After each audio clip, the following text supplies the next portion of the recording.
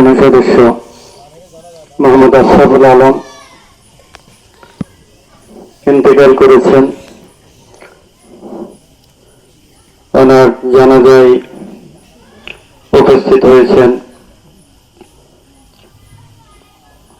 মহেশপুর চৌগাছা সহ অত্র এলাকার সুধীবৃন্দ। আমরা 14 বছর আগে আমাদের মাকে হারিয়েছি।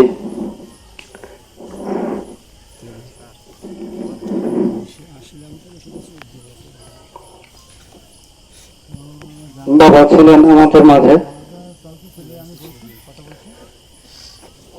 আমাদের মেজ ভাই যখন 2022 সালে উচ্চশিক্ষার্থে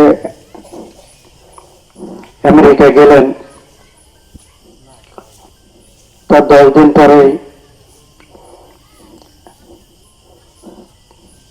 আমার বাবা স্ট্রোক করেন 2021 সালে 22শে ডিসেম্বর। তখন থেকেই উনি কমাতে আছেন, ছিলেন এতদিন।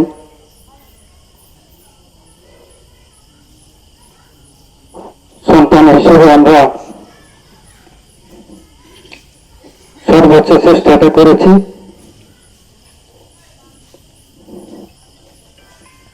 যদিও আমার ব্রেন স্ট্রোকের মাত্রাটা এত বেশি ছিল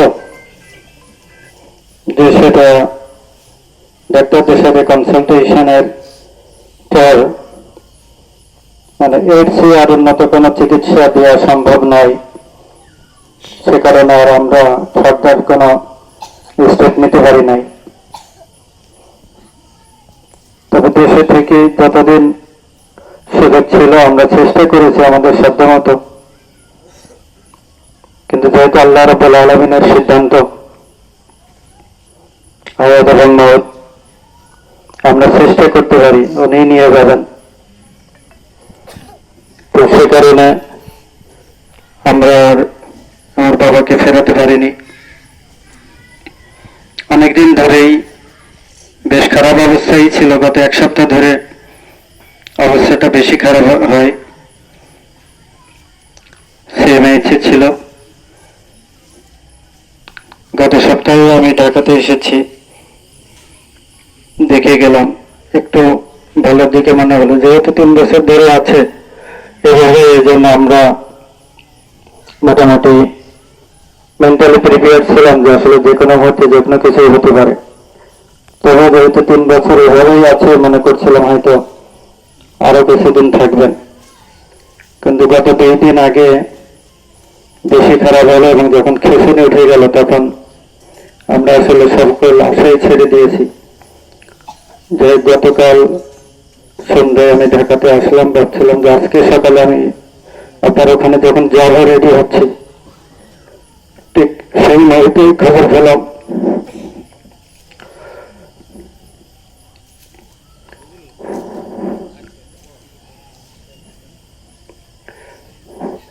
তো আমার আব্বা এই গ্রামেই ছিলেন,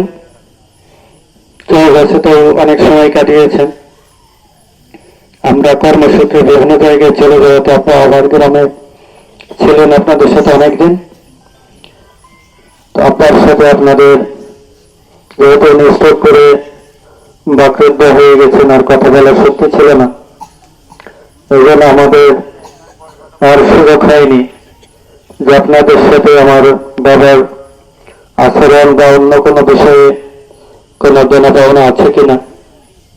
তা আমরা সন্তান হিসেবে আপনাদের সামনে দাঁড়িয়েছি। আমার বাবার যদি কোনো আচরণে আপনারা কষ্ট পেয়ে থাকেন, কোনোভাবে যদি কষ্ট দিয়ে থাকেন, আপনারা আল্লাহর রাস্তায় ক্ষমা করে দেবেন। আমার আব্বার সাথে যদি কোনো দেনা পাওনার বিষয় থাকে, যেহেতু উনি কথা বলতে পারেন না, কোথাও লিখেও রেখে যান নাই, আমরা জানি না। তো এই কারণে আপনারা যদি আপনাদের পরিচিতও কেউ থাকে, কোনোভাবে শোনেন যে আমার ব্যক্তি সাথে লেনদেন ছিল, তাহলে আমরা নিজেরাই আমাদের পক্ষ থেকে যোগাযোগ করবো সেখানে কোনো জনভাবনা আছে কিনা। একটা খবর আমরা পেয়েছিলাম যে যাদবপুরে, সেটা আমরা সলভ করেছি ইতিমধ্যেই। তো এরকম যদি আরো কোনো কেস থাকে আমাদেরকে জানাবেন, আমরা ইনশাল্লাহ সেটা সমাধান করে ফেলবো। আমাদের পরিবারের জন্য দোয়া করবেন। আমরা এই গ্রামেরই সন্তান, যদিও লেখাপড়ার সুবাদে আমি অবশ্য প্রাইমারি স্কুল এবং ক্লাস 8 পর্যন্ত বাড়িতে থেকে লেখাপড়া করেছি। আর আমার ছোট ভাইগুলা, বিশেষ করে সাইফুল এবং মাসুদ, ওরা আসলে চৌগাছাতেই লেখাপড়া করেছে। তো আমি যেহেতু গ্রামে লেখাপড়া করেছি, আমার অনেকের সাথে একটু যোগাযোগ বেশি ছিল। এবং আপনাদের তো গ্রামে থাকতেন, আমি যেহেতু দেশে থাকি, আর বিশ্ববিদ্যালয়ে চাকরি করার সুবাদে ছুটিকালীন সময়ে এখানে আমরা আসতে পারি। এজন্য আমি সবসময় চেষ্টা করেছি বাসায় আসার। আসলেই আমার আব্বা এখানে ডেকে নিয়ে আসতেন, আমি এসেছি। তো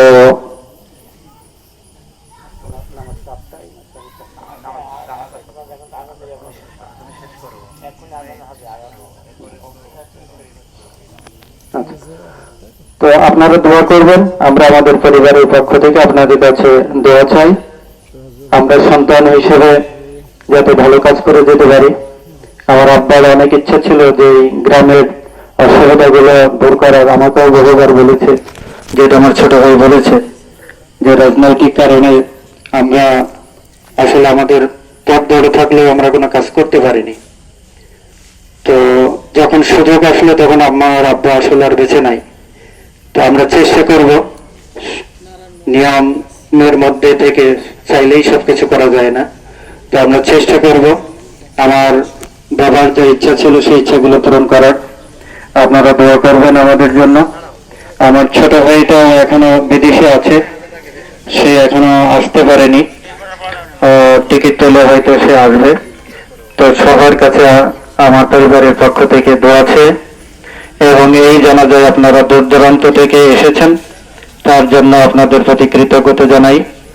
এবং আল্লাহ রাব্বুল আলামিন আপনাদের সকলের এই অংশগ্রহণকে কবুল করুন। রমজান মাসে আমার আব্বা বিদায় নিয়েছেন, রহমত, মাগফিরাত এবং নাজাতের মাসে।